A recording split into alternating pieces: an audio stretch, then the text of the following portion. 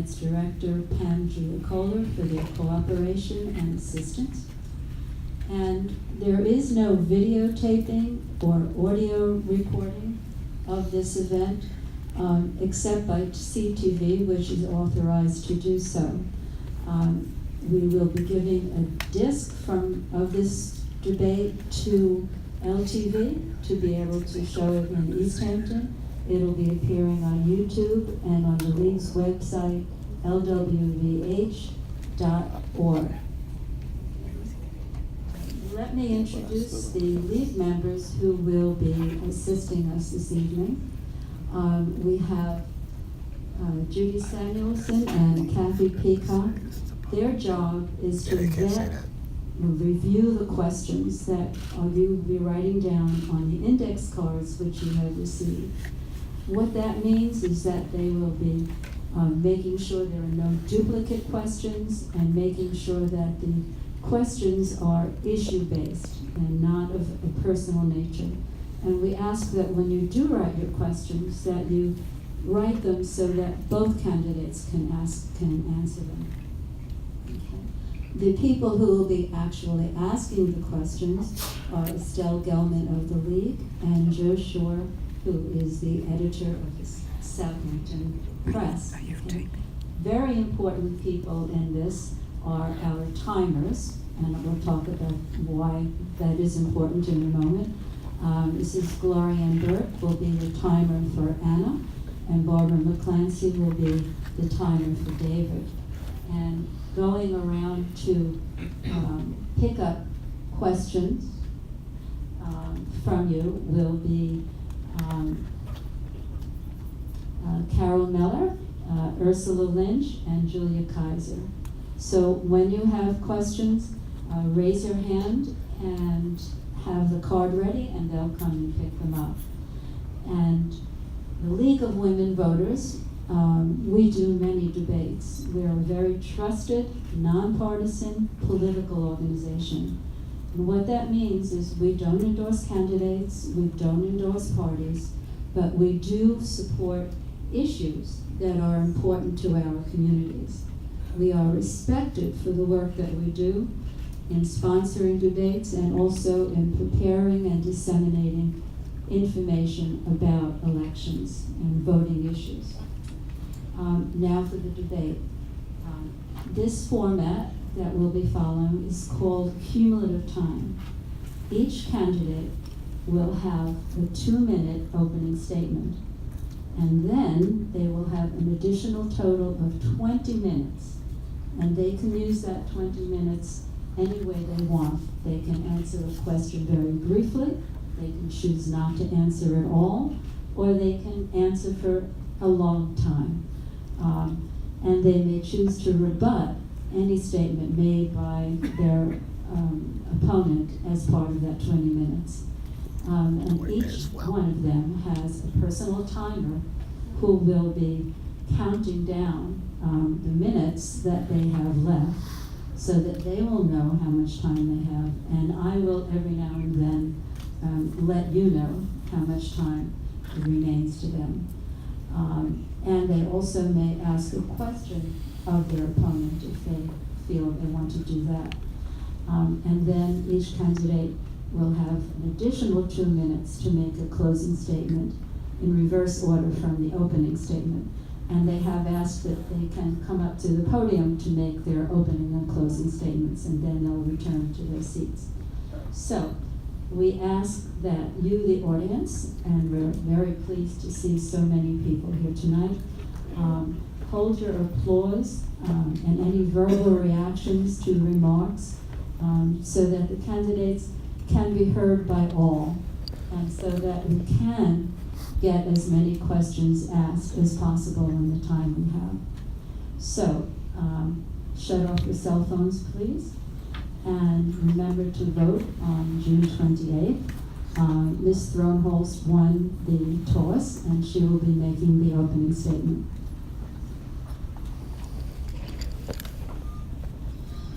Thank you. I'm Anna Throneholst. I have lived, worked, represented, and raised 4 kids right here on the East End in this community. And I devoted my career to creating more opportunity for people and making sure government works for everyone. When the Bridgehampton Child Care Center was failing, I stepped in as director and turned it around. Brought important programs like Head Start, drug prevention, tutoring, and Path to College. Made a big difference in the lives of many young people and their families too. Then I got elected to the town board 4 times. First as councilwoman, and then unprecedented 3 times as supervisor, 60-40 margins on the Democratic line. Why? Because I promised and delivered on a people, not politics, progressive agenda. First, I put my financial management background to good work, called for audits and presided over them, where we laid bare multi-million-dollar deficits, commingling of funds, runaway borrowing, and budgets that hadn't been balanced for years. I turned that around too. Southampton is now one of the few AAA rated towns. Then I worked to create effective, efficient government overall, cut wasteful spending, and put those investments to good use for programs that mattered to the town. Then I looked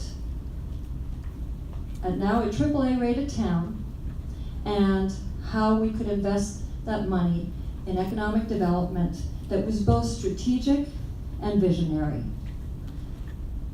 The Riverside Flanders Revitalization Plan is a transformative plan in a part of town that needed it the most. Right here in Hampton Bays, Good Ground Park, downtown revitalization right on Main Street. And then all the while making sure that we were leaders in sustainability and environmental protection. And frankly, that record is too long for these 2 minutes, but suffice it to say that Newsday endorsed me as a big thinker on the environment in my last race. And now running for Congress, and have been endorsed by other progressive, visionary thinkers and leaders like Kirsten Gillibrand, Fred Thiel, Tim Bishop. Why? Because they know I will fight for and get results in Congress for this district just like I did in town. Thank you.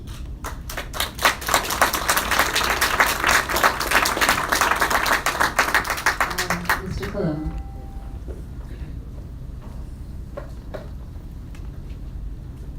Okay, got it.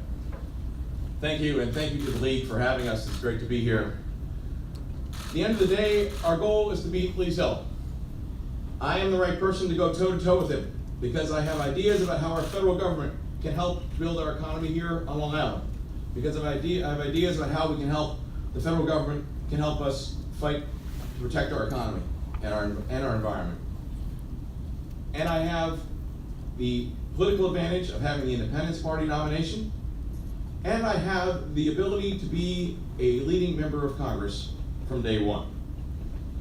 I've represented our country on the federal level. I've been a federal prosecutor, focusing on corporate fraud, investigating the oil and gas industry. I've represented our country overseas, dealing with foreign governments, dealing with the United Kingdom, dealing with the Germans, dealing with the Italian government. I've helped lead raids against corporate power, both in Europe and here in the United States, working on behalf of the people of the United States of America.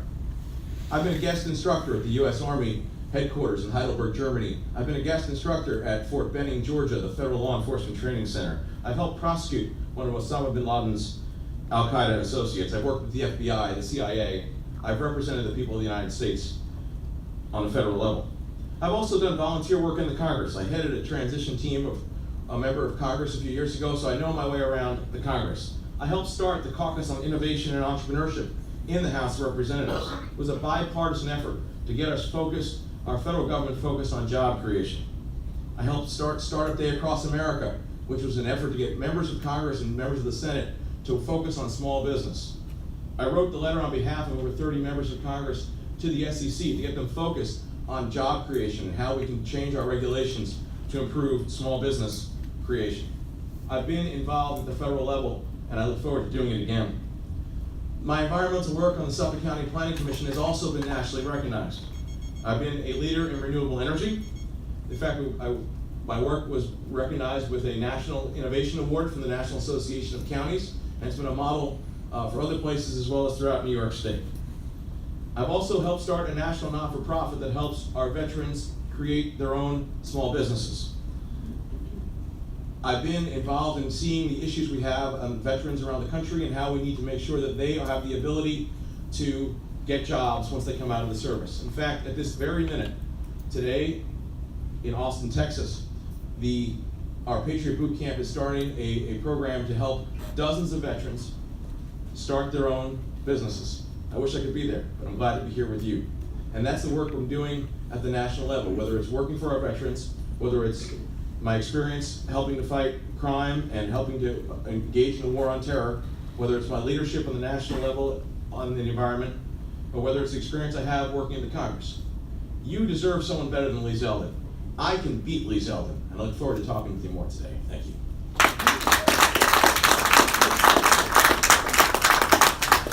We've gone a little over the 2 minutes, but now we start with the 20 minutes. Each candidate has 20 minutes in total. And the first question will go to Anna. This question has several related parts. Essentially, the question is, what do you believe the role of the United States should be in the Middle East? How much longer should we have troops in Iraq and Afghanistan? And what should the U.S. do about ISIS? I think we are facing an unprecedented situation and geopolitical situation in the Middle East. And I think our response to that is crucial. We are dealing with a geopolitical situation that requires us to work very closely and carefully with our allies, both in the Middle East and outside of the Middle East. Our Sunni allies in the Middle East need to be critical partners here. We need to continue our very important intelligence work, working with the National Security Agency and other intelligence organizations. We've regained about 40% of territory that was held by ISIS. We've also managed to reduce their oil production by about 30%, so we're making inroads there. But that has to continue, and we have to make sure that our allies work together with us there. This has to be a multinational coalition that works together on it. I am not one who likes to commit troops, but we need no-fly zones. We need to make sure that we are going into encrypted sites and are winning the war on terror. It is not a war that will be won in a courtroom. It has to be won from a foreign policy and geopolitical alliance. So the bottom line is the most pressing threat we have against us as a nation is the lack of stability in the Middle East. The lack of stability in the Middle East comes from the fact that we have bad actors in the Middle East which have stepped into the vacuum that occurred when U.S. troops left. And that is the remnants of the Hussein regime and the remnants of Al-Qaeda in Iraq, which have now formed ISIS. I support the President's plan, which involves bombing, which involves strategic use of military forces to help assist our allies. Critically important in this is making sure that Saudi Arabia steps up. Critically important in this is making sure that we engage with the Kurds. The Kurds have been real tremendous fighters in the war against ISIS. The United States needs to do more to support them and to work with them. The battle for Fallujah, which is happening right now, is critically important. If we are able to defeat ISIS in what has been one of their most strongest areas, that will decimate their ranks and will put a real crimp in their recruitment abilities, which is critically important. The other thing I'll say, for long-term stability in the Middle East, we need to make sure that we are standing up and standing with the state of Israel. Israel needs a partner that they can count on across the river to work with to make sure that there is stability. Right now, the Palestinian Authority and Prime Minister Abbas are on shaky ground. We need, as a nation, to pursue a two-state solution, and that means making sure that the economy and the Palestinian Authority has more stability so they can actually be a real partner in trying to reduce the terrorism and the violence that the Israeli people have been suffering under.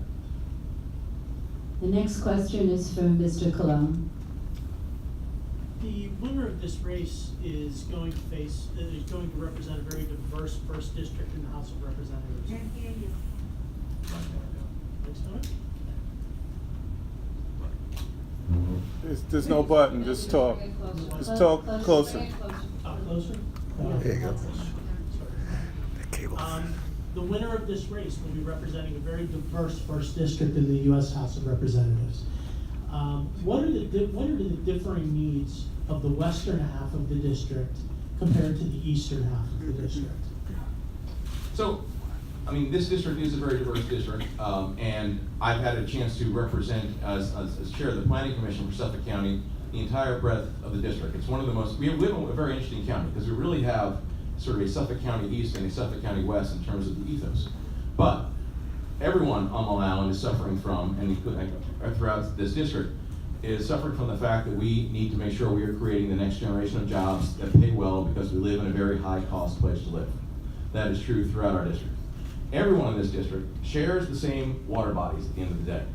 The water that's underneath our feet, we all drink from. It's the same aquifers, and we need to preserve and protect that as our first order of business. The waters that surround us, obviously, also critically important for our economy, and for our and for our general well-being, whether it's the tourist economy, whether it is the fishing industry, etc. Wastewater treatment and protection against wastewater is critically important. I've been a leader in that. I put together the regional plan focused on that issue because it's critically important. Now, what do we do about it with the federal government? The federal government has been absent without leave from water protection since the Reagan era. We need to use the power of the federal government to fund the infrastructure we need to protect our waters. That includes sewers in some parts of our district, but it includes decentralized wastewater treatment systems in other parts of our district. We have over 300,000 single individual septic systems, many of them right near our waters. That is a recipe for disaster. But here's the good news, if there is one. We are not alone in that. There are other places in the country facing the same issue. So we need to work with other members of Congress to get funding for this issue and this problem. So wastewater is in my mind, the issue that unites us and the issue that we must put front and center as a representative from this district.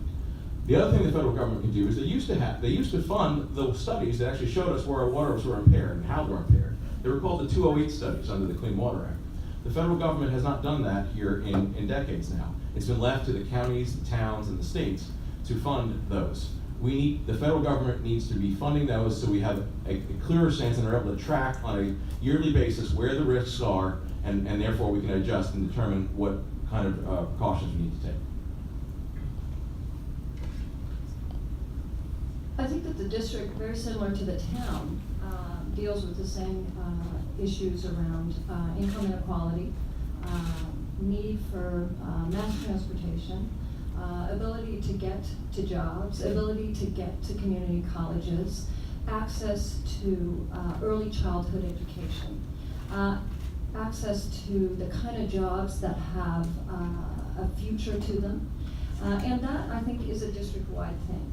The environment is part of all of that in the overall. I've always said in my time as town supervisor that the economy is the environment and the environment is the economy. And we can create jobs around that, and we did that. We created the New York State Clean Water Center, which is a leader in creating jobs, long-term sustainable jobs that have a future to them. When I was supervisor at the town of Southampton, my priority was to make sure that we had an efficient government that was also business welcome. So we cleaned up the finances, it's a AAA rated town, held the line on taxes, and made this a welcome town for businesses. The entire district needs to work that way. We also need to make sure that we have affordable housing throughout this district and smart revitalization for the parts of the district that need that too, like the plan we put in place for the Riverside Flanders, Flanders area. Access to community college is really important throughout this district. I talk to so many people, both young and not so young, who talk about that if they could get to community college and just finish up some courses, they could get to the next level of job, the next level of income, and change their lives. And there are programs for doing that we should be developing right here in the district. So are the needs so different? I think they're very alike on a very fundamental basis. And we need to work as a region. And that's something that Long Island hasn't done terribly well over the years. And that was something that we tried to do in my time as town supervisor, and worked with all levels of government, worked with our state representatives, worked with our county representatives, worked with our other town and village representatives, and our federal representatives. And that's what needs to happen in Congress, and that's what we need a representative who does, and we do not have that in Mr. Zeldin right now. The next question is for Anna. What would be your plans to reduce the deficit and bring back jobs to the United States, and particularly Long Island? Well, deficit reduction is near and dear to my heart. As you know, when I uncovered the multi-million-dollar deficits as part of auditing the town's budget and looking at how we created those efficiencies and cut multi-million-dollar waste and balanced our budgets, it's something that I believe can be done on every level of government. There simply are more efficient, cost-effective ways to create government services. And I proved that in the town of Southampton. And we reinvested what we saved in vital services without raising taxes. We held the line on taxes for my 6 years as town supervisor, and we can do that on the federal level too. Now, in terms of bringing jobs back to the United States, we have to create a tax code that discourages, in fact, makes it so that these inversion projects that are going on amongst many of our big corporations simply are not cost effective for them to do anymore. Quite the contrary, it becomes cost burdensome to do. And where we have a tax code in place that makes it so that companies and corporations stay in the United States, have incentive to do so, and pay their fair share in taxes. There are plenty of tax code revisions that need to happen. Loopholes need to be cut out too, and those jobs need to come back to the United States. I think this is a real difference in terms of our background. I've actually worked to start and build small businesses. I've worked to create jobs, and I've done that here in our district, here in Suffolk County, as well as across the country. When I went to Congress and helped start the Caucus on Innovation and Entrepreneurship was because I had a background in helping to start small businesses. And we need that here on Long Island. We need, quite frankly, representatives in Washington who understand what it's like to get small businesses going. One thing that I've done is I worked with the research laboratories here on Long Island, Brookhaven National Labs, Stony Brook University, Cold Spring Harbor. And what we saw was we had great science happening here, but we were not doing a great job of creating jobs out of that science. So I put together something called the Long Island Emerging Technologies Fund, and we partnered with the state grant money through Accelerate Long Island, which is a not-for-profit that I'm on the board of.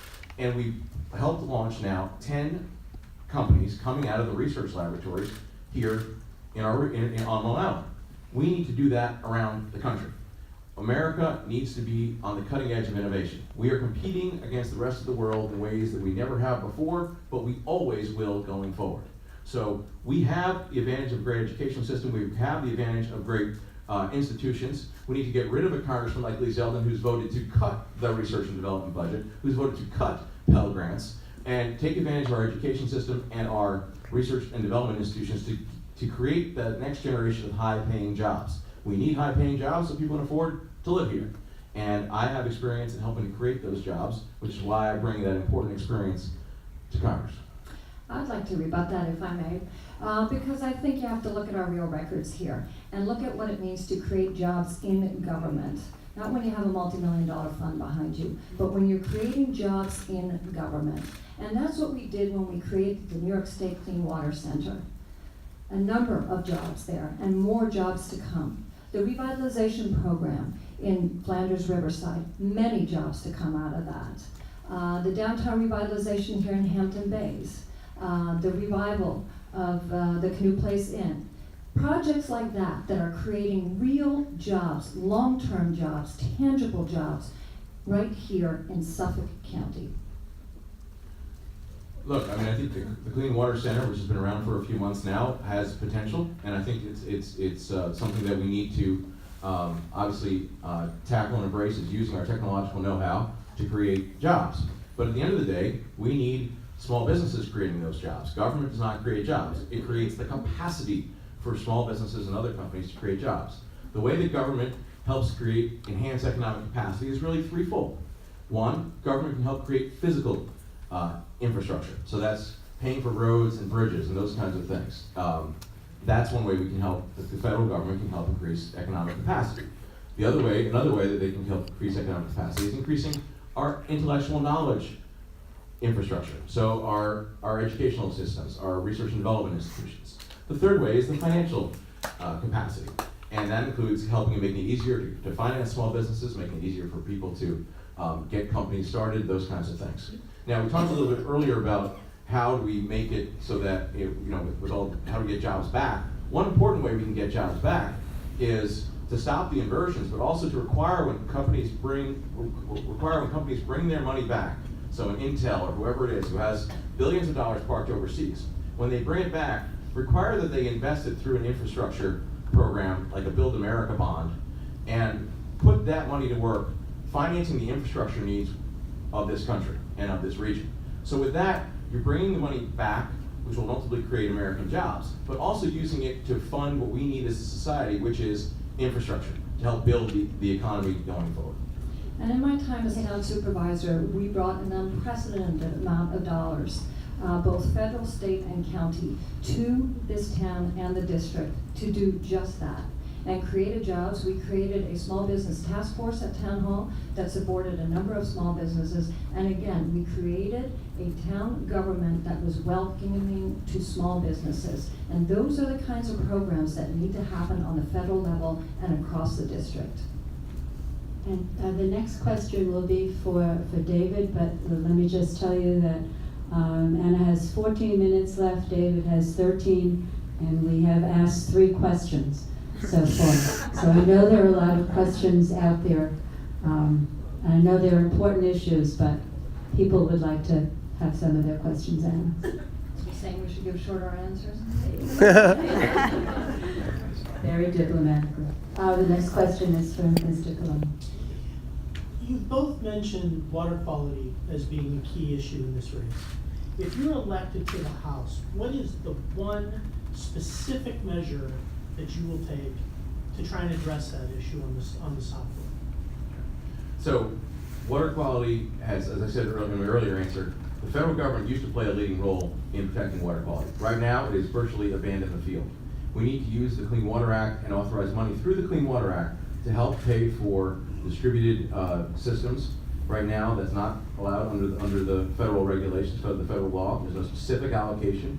We need to make sure that there's funding there, because it is not cheap to do, but it is essential that we provide new systems of wastewater treatment, distributed systems here in the South Fork, particularly protect against the brown tides, the red tides, and those kinds of things that are affecting human health and also affecting our economy. And I don't disagree with that, but I also would add to that a program like the New York State Clean Water Center that I was instrumental in getting to the New York State budget and established right here in the district to crack the nut on the technology that is absolutely essential in order to address this critical issue. And this is an issue that is critical nationwide. In fact, it's critical worldwide. And if we can help support that kind of technology development and the jobs that come with that, and liken it to the Manhattan Project, where the federal government recognized a critical need and marshaled all the resources, and in 2 years caught up to the rest of the world in that technology development. If we could get that kind of support around something like the New York State Clean Water Center, we will crack the nut much sooner, much faster, and more effectively. And we will hold the patent for this technology, which will have worldwide implications, not only in terms of being leaders in this, but the jobs that will be created and the monies that will flow to this district by holding that patent and the manufacturing for these components. Well, the Clean Water Center is a few months old, and while I think it is a good thing, I don't think that we can necessarily pin all our hopes on the Clean Water Center. There are other Clean Water Centers around the country also doing important work. We need to make sure the federal government steps up right now and funds water quality needs today. And as soon as I'm in Congress, that's exactly what I'm going to work on, because time is of the essence. And as someone who has a background in research and development, certainly developments over the years are important and they help for the future. But right now, we have a crisis, and the federal government needs to act, and we need members of Congress who will stand up to get that done. Now, my opponent here has been someone who the Long Island Environmental Voters Forum and others have questioned her environmental record because of fighting to permit sand mining in the Pine Barrens, putting our waters at risk, pushing for overdevelopment, et cetera. And so I think to have someone who is a real progressive when it comes to environmental issues, I'm the right person to take that fight on. Well, try as you might, you can't beat my record on the environment. That's just how it is. I've been called the big thinker by Newsday and endorsed that way. Fred Thiel and our very own Chris Goldberg called me a lasting achievements of extraordinary kind on the environment. I have been shouted out by Governor Cuomo for my leadership on the clean water effort. And the fact of the matter is that one of the things I made sure during my time as supervisor is that we were the leaders in environmental protection in Southampton. And I'm happy to go down that list because the sand mining, that was a lawsuit that we actually won in the town of Southampton and stopped. It doesn't matter. It was a precedent-setting one. And that sand mine that you're talking about, that's a DEC permit, and you know that. We led the way on banning plastic bags in the town of Southampton. We protected 6 miles of coastline. We protected and preserved over 2,000 acres of critical open space and wetlands. We led the way in the solarizing program and created a Solarized Southampton program, which has made Southampton the leader in alternative energy. It's a long record and one that I'm very proud of and recognized by people who understand it, and critical thinkers like Kirsten Gillibrand, like Fred Thiel, other representatives that have also put the environment before everything else in the work that they've done. Well, listen. So the open space reserve is something you're supposed to preserve as supervisor because you have a fund to do that. When it comes to the folks who have served with you and the folks in East Hampton who've seen your work, they've all supported and endorsed me because they know that I have a real record when it comes to the environment, and they know that your record when it comes to the environment has been sketchy. And that's why the Environmental Voters Forum decided to endorse me, because of the record that I have in renewable energy, because of the record I have in preserving open space here on the South Fork, and working on water quality. So for me, it's about who do you trust to bring progressive values to Washington? And as someone who's been a lifelong Democrat, as someone who's been fighting progressive fights throughout his life and career, I'm the right person. And I think the records, when you really look at it, and you have a neutral arbiter, not Chris Goldberg, who's paid by the Water Center, but a neutral arbiter looking at it, I think that, like the Environmental Voters Forum, they agree. Ooh, I wouldn't take Chris Goldberg's name in vain in this town. He is an absolute guru when it comes to clean water, and is the one who did the research and laid bare the fact that nitrogen pollution was the #1 threat to our environment here. And yes, has called my work extraordinary and lasting on this, and I'm proud of that. And someone said to me the other day, can I create a little emblem and put it on your mailings too and call myself something to endorse you? I said, yeah, you probably can. But what matters to me is my actual record and the work that we actually got done here, not on paper, not through commissions or planning commissions or boards. This was in government, and where we preserved an unprecedented amount of open space and wetlands. Why? Because I revamped how that program worked and went out to homeowners and landowners and asked them to work with us, whereas before it had been a passive program. We led the way on the plastic bag ban, actually saw that happen here, and now the county is trying to emulate it. Made sure that we dredged our Shinnecock Inlet and other critical places. Clean Water Center, the importance of that Clean Water Center, again, I'm going back to comparing it to the Manhattan Project, because the point was exactly that, was to not replicate and waste manpower, intelligence, and funds, but put it all together in one place, just like they did with the Manhattan Project. And that's how they did it without creating any more waste and more efficiently. And that is what the Clean Water Center is here to do and is recognized for that. Well, first of all, the NY01 Environmental Host Forum is not some symbol we made up. It's actually a group of the environmental groups here on the East End who look at people's environmental records, and they looked at mine and they saw someone who's fought to preserve open space, not with funds that we had, but actually when developers said we want to develop a parcel, and we pushed back and fought back against that. That is the difference between us. I've helped fight back against overdevelopment on the East End, and Anna has not. The renewable energy program is not some planning commission idea. This is something that we brought the townships together, we got all 10 townships on board for, and became the policy for our region. It then was adopted by New York State as their policy by NYSERDA for all of the townships and counties throughout the state. So we started that in a diner here in Suffolk County, and we brought together the towns to work on it and to move things forward. And so, you know, I'm proud of the record I have on the environment and renewable energy and on open space preservation and water quality as well. And if you recall, I actually helped you with that solarizing program, and we went a step further. I put my town attorneys to good work for you, and at no cost to you or anyone else. You don't want to vote against then because I thought it should go further than it did, and that's what we did in the town of Southampton. We took it further than that because it needed to go further.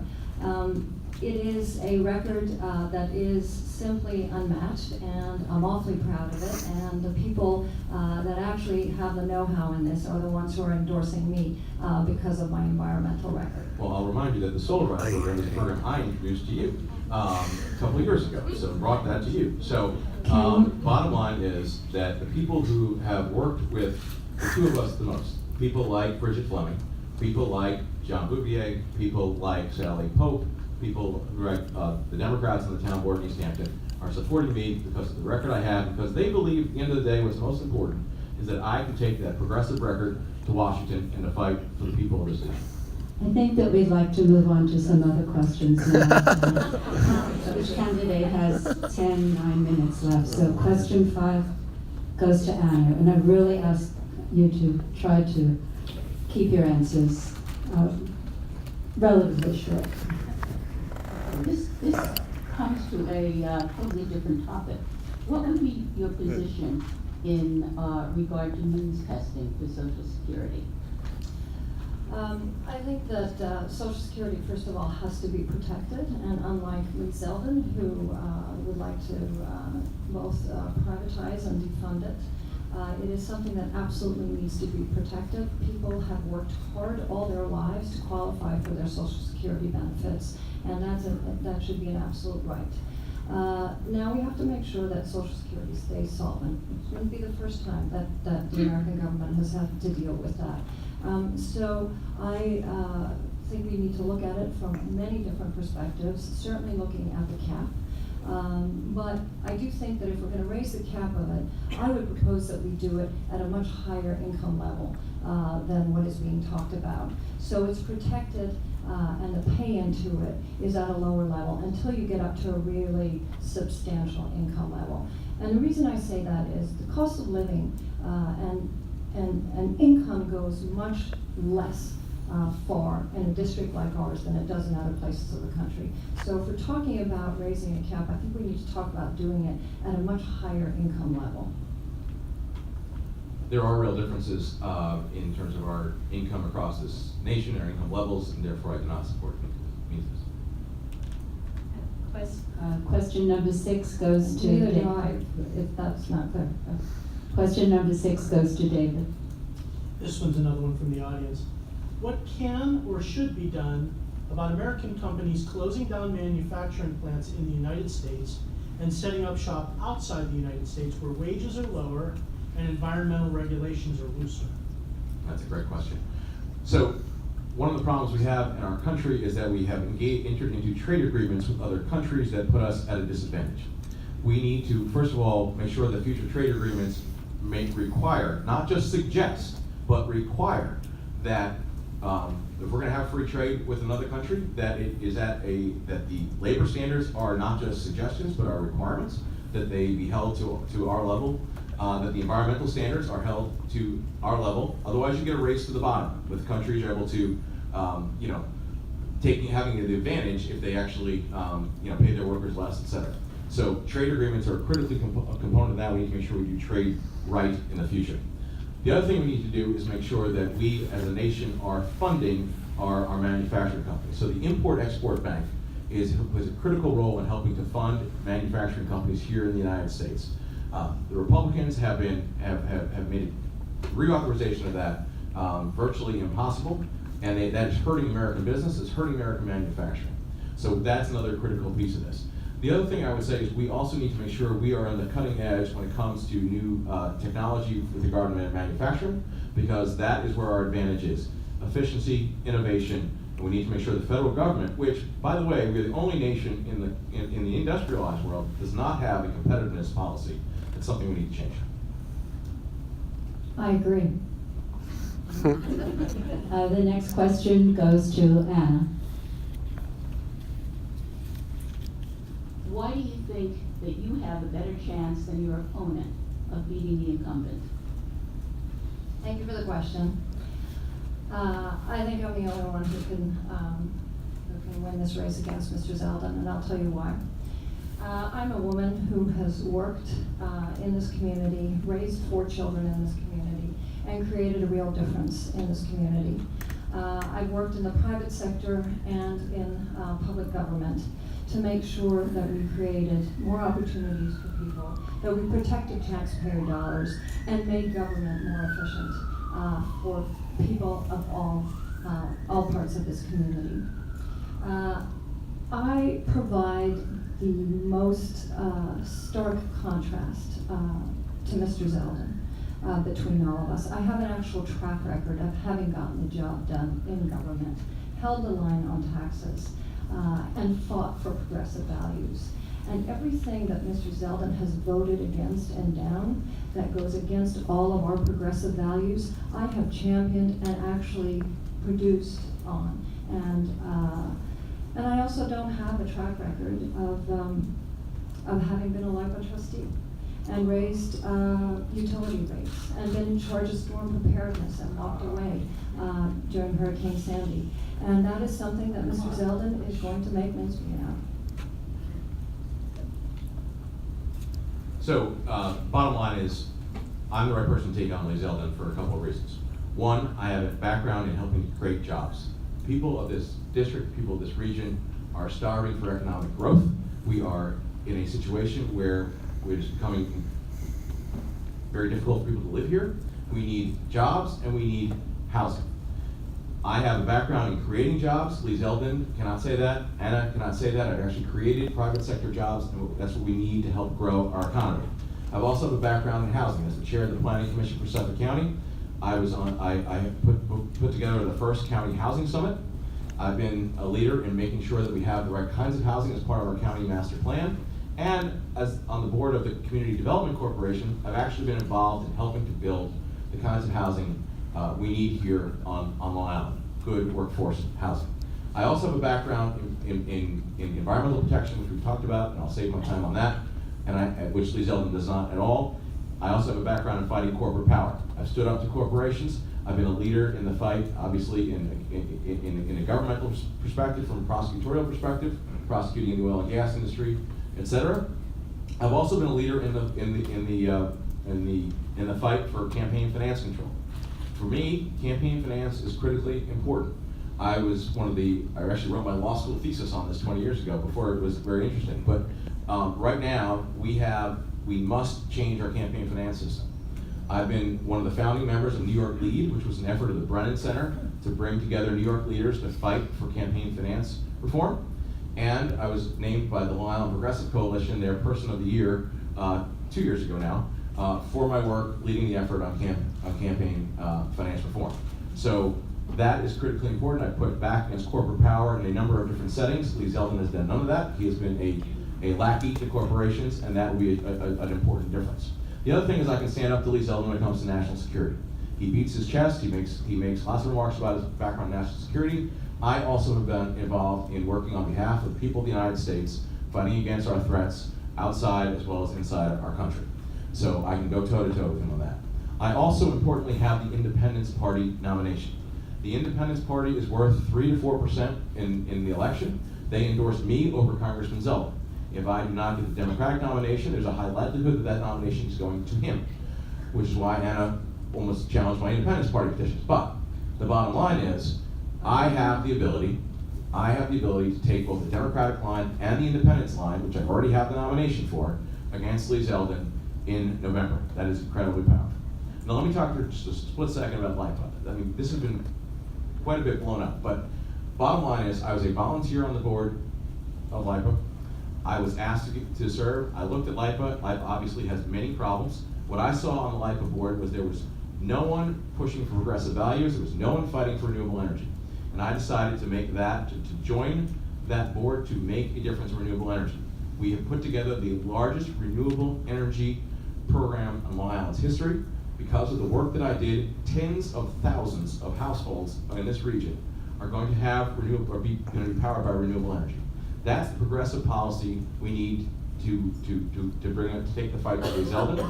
I'll also say we need to energize Democrats, and I think the way to energize Democrats is to have someone who's been a lifelong Democrat, been a lifelong fighter for progressive values, and we can beat Lee Zeldin and Donald Trump if we speak that Democratic message.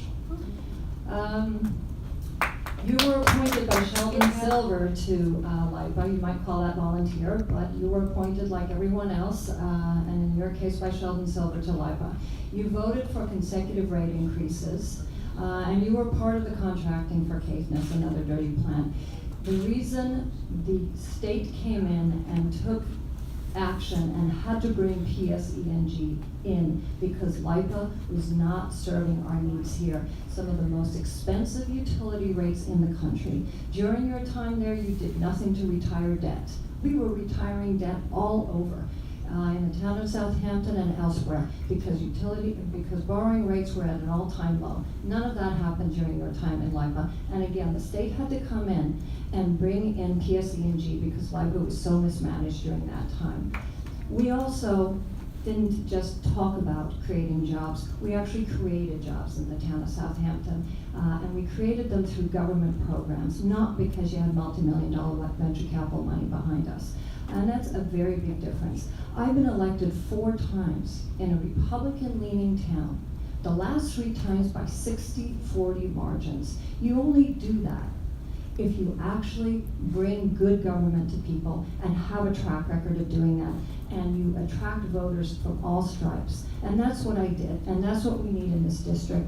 And someone that goes up against Lee Zeldin with an actual track record of bringing good government and good government programs and effective, efficient government to people. It's a very different thing than sitting around and creating policies and procedures on commissions. And that is what it's going to take to bring down Mr. Zeldin and have an actual track record of doing that. Well, I would say, Okay, Anna has 5 minutes left, and David has 3 minutes left. the So only thing I would if say to you that want to- is, if you have such a great record that you're so excited about taking against Lee Zeldin, why have all the people, the Democrats who worked with you, endorsed me? Not all of them. Sally Pope, Not all of them Sally by Pope, any stretch. Not all of Bridget them by any Fleming, stretch. people You know who's who endorsed me? served The on- people served that on the town of town board. Southampton have endorsed me 4 times, voted for me by 60-40 margins 3 times. That's a real endorsement. And I look forward to working with all of the people that worked with me to make our government better in the town of Southampton. And we will make our government better in Congress by working together the way we did. Excuse me, that'll come in a few minutes. The next question is for Mr. Cadamo. Another audience question. How do we curtail the volume of low-flying helicopters that are not flying out over the ocean, but often are right over the beach at people's homes? Yeah. So the bottom line is we need to, the main culprit here obviously is the East Hampton Airport. The East Hampton Town Board has stepped up to put reasonable regulations in place. Now, Anna went to a town board meeting and told them that, oppose their regulations. But the bottom line is what we need to do is fight for local control, with a town board of an entity, and Southampton can do the same thing. No one has a God-given right to fly a helicopter out here, right? The towns and the villages who control their airports should have the right to put reasonable regulations in place. The East Hampton town has done that. They're fighting the fight, and I believe that they need to, we need to back them on that and not stab them in the back. But we also need, with member of Congress, I'm running out of time, we need to therefore step up and make sure the FAA does not interfere. If I stabbed them in the back, so did Fred Thiel, so did Bridget Fleming, so did Christine Scalera, so did everyone who got up at that public hearing and said that we need to work together on this, and we need to make sure that there is a regional solution to this so that the helicopters don't just go elsewhere. The people in Montauk felt left out in the cold by the East Hampton Town Board because they were worried that the helicopters were going to go there instead. I was the supervisor of the town of Southampton. We have a helipad right here in Southampton Village and at West Hampton Airport. We had promised the region that we were going to resolve this problem in a way that was going to reduce the impact all over, including the North Fork. And we needed to continue to work together. And yes, we need to restrict the helicopters. We need to put curfews and height restrictions in place. And I welcomed all of that, and I was very clear that I welcomed all of that, and I still do.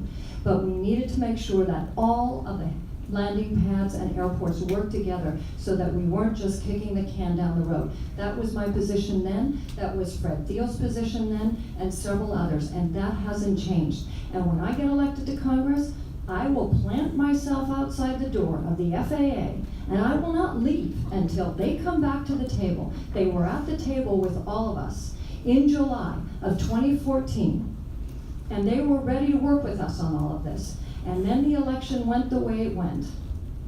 And Lee Zeldin won that election, and Tim Bishop was no longer there to fight with us for that. And he was a very effective congressman on that. And the FAA went away because Lee Zeldin gave them the out to do that.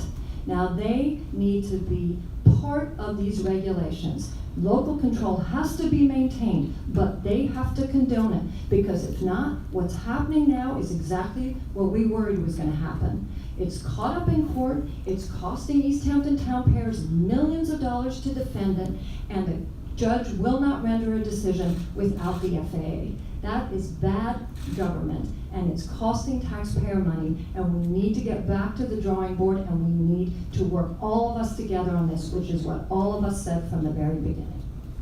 The next question is for Anna.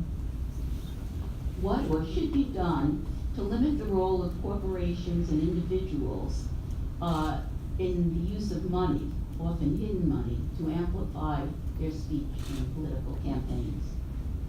Well, Citizen United has to be overturned, and the fact that the Republicans are not allowing for a Supreme Court judge to be appointed, not doing their jobs there in the Senate, is simply unacceptable. Citizens United has to be overturned. But Congress and Senate also has a responsibility to create legislation that creates the transparency, limits, and full disclosure, but I think more than anything else, limits on what kind of money can go into these campaigns, because we are simply threatening our democracy the way our campaign finance laws are working today. And I think that no one should be able to self-finance their elections. People with money today are buying their own elections. And that's a big distinction between my opponent and myself, who has put hundreds of thousands of dollars into his campaign and now has a super PAC to support it. You can't talk out of one side of your mouth and say that you're all for campaign reform and then act differently. Well, first of all, I've had many people throughout this district and throughout this room, in fact, supporting my campaign, and I thank you for that. But the bottom line is, I don't have Hampton's developers holding fundraisers for me. I don't have Wall Street executives holding fundraisers for me. I don't know what you all are doing next Wednesday night, but Anna's going to be at a fundraiser in New York City with all these Wall Street executives. I don't have that. I have small business people, folks helping me out. And yes, I've invested in the campaign. But at the end of the day, I believe in what we're doing, and I believe, and I thank the people throughout this district who are supporting me in this effort. We absolutely need to get rid of Citizens United. But for Congress, what we need to do is take the next important step, and that is move to public financing. We need to get big money out of our system. At the end of the day, it is corrupting not just our democracy, but the ability of corporations and others to fund campaigns is corrupting our economy as well. Because if those who have it made, the big corporations, are able to set the rules, it makes those innovators, the small businesses, the next generation of companies, puts them at a disadvantage. So we need to change it. And one of the simplest things we can do in Congress, and the first bill I will introduce is very simple. It's one sentence long. Corporations are not people, period. And We yes, have- I have been supported by people of all walks of life, over 4,500 of them, and my average donation is less than $100. You can call that anything you want, but that is a grassroots campaign, and it's a campaign that is supported by people that have recognized my record and the great work that I got done in government, representing a community, getting people to work together, and getting government more efficient, more cost-effective, and working together. And that's what they want to see someone do in Congress, and stop the gridlock there. I did it in Southampton, and I'll do it in Congress, and that's why I have more than 4,500 people supporting me. We will take one more question. Each candidate has 1 minute left. And that question starts with Mr. Cologne. Yeah, this may Make not it be a a good fair one. Yeah, this may not be a fair question to do in a minute, but I really like this question, so I'm gonna ask it. It's from the audience. Should Edward Snowden be prosecuted or pardoned and given a hero's welcome?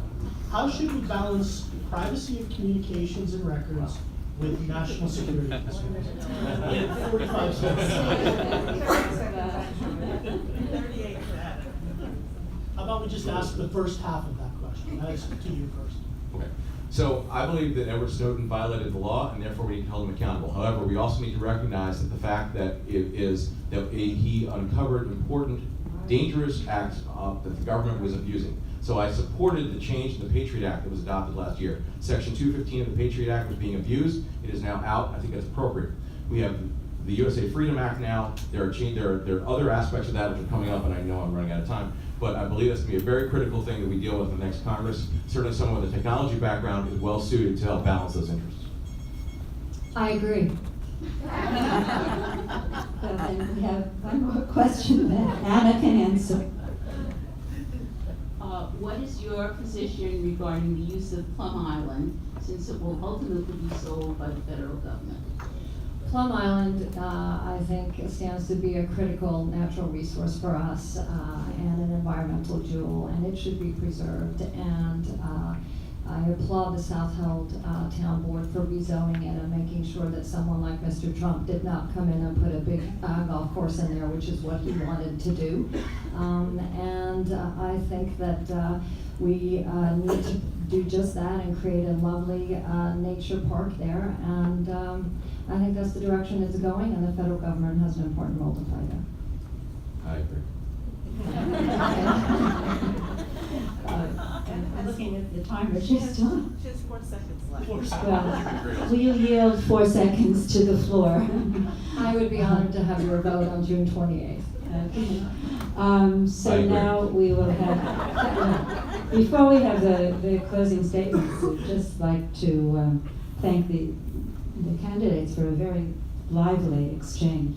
And Mr. Cologne will have 2 minutes for his closing statement.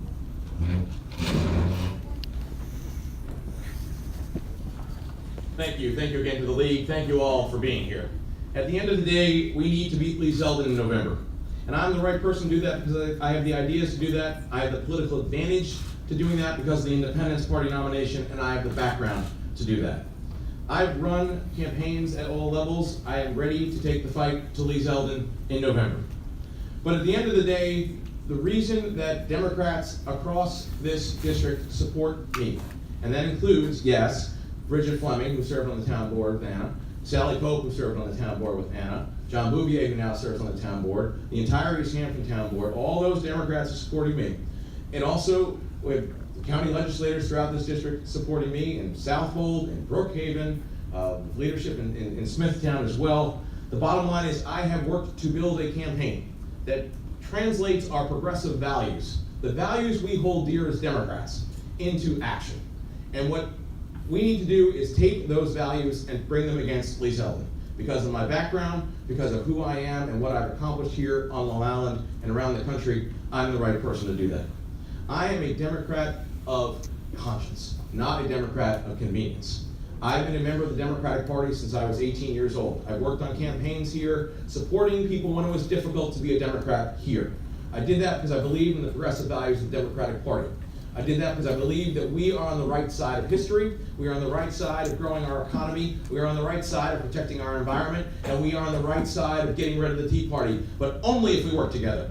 Only if you stand up with us. Only if you'll help build this party, help build this campaign, as we have done from Smithtown to Brookhaven to South Pole to Shelter Island to Riverhead to East Hampton to Southampton. I need your help and I need your vote, because at the end of the day, we need to take our progressive values and bring them against Lee Zeldin.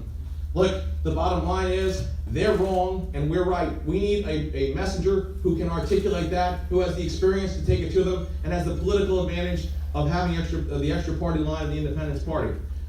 I ask for your vote coming up in a few weeks. This is a campaign we've waged for a year. We're building, we continue to build.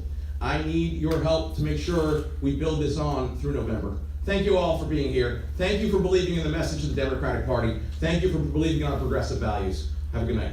I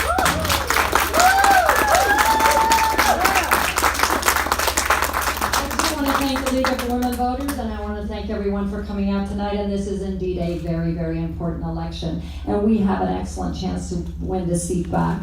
This seat is now, and this race is now a red to blue race, which means that the Democrats in Washington believe that we actually have an excellent chance of winning this seat back. But how are we going to do that? We're going to go up against Mr. Zeldin with someone who has a proven record of getting the job done in government, of creating government with democratic, progressive values, and actually changing a majority for the first time in a very long time in the town of Southampton. When I first got elected, I was the only one who got elected on the Democratic line, and then got reelected 3 times, but with 60-40 margins in a Republican stronghold town. And now, for the second term in a row, the Democrats hold the majority on the town board in Southampton, and that has never happened before, and that is because I led the way in showing that as Democrats, we were the adults in the room. We were the ones who could create efficient, responsive, proactive government, hold the line on taxes, fix the finances, and make sure that we put programs in place that worked for the people who needed them most. That is the kind of leadership that we need in Washington. And that is why I have been endorsed by all the leaders who have a progressive, proactive record of getting the job done in government. Senator Gillibrand has endorsed me. Tim Bishop has endorsed me. Several of the sitting members of Congress have endorsed me. Tom DiNapoli, our state comptroller, has endorsed me. And several of the local leaders, Bill Lindsay, Jay Schneiderman. There's a long list of people who know that I am the one who fought to make sure that our government was good government, progressive government, and will do the same thing in Washington. Thank you.